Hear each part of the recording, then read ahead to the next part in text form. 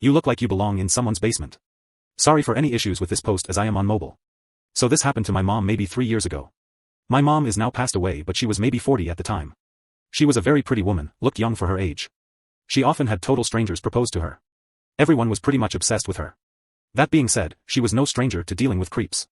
So one day she was at Woodman's, a grocery store for those of you who don't know.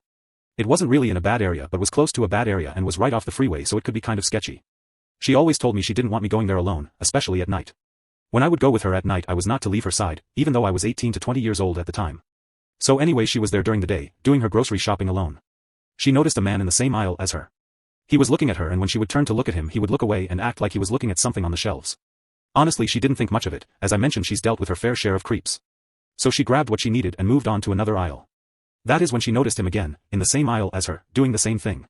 This time it kind of rubbed her the wrong way but she went about her business and again moved on. The man kept following her throughout the store. Now it's worth mentioning that my mom was not one to be messed with. She was very confrontational, never backed away from a fight.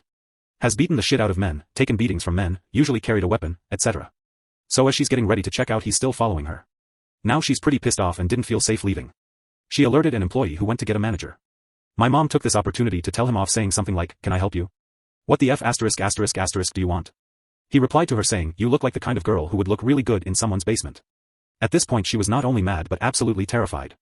The manager came and while my mom was telling them about the guy and what he had said, he ran off. The police were called and they were able to locate him in or around the building. They escorted him off the property but that was all. My mom was so afraid the guy was lurking somewhere waiting to see her get into her car and then proceed to follow her. She ended up calling me in tears saying she was afraid and if she was going to be followed or abducted she wanted someone to know so she and I stayed on the phone till she was home. It took a lot to shake or scare my mom but she had really good intuition so for her to be as shaken as she was, he had to be as creepy as they come. His comment to her only proved that further. In the end she was okay but I can't imagine what would have happened Ed if she didn't tell someone or if he did wait for and follow her.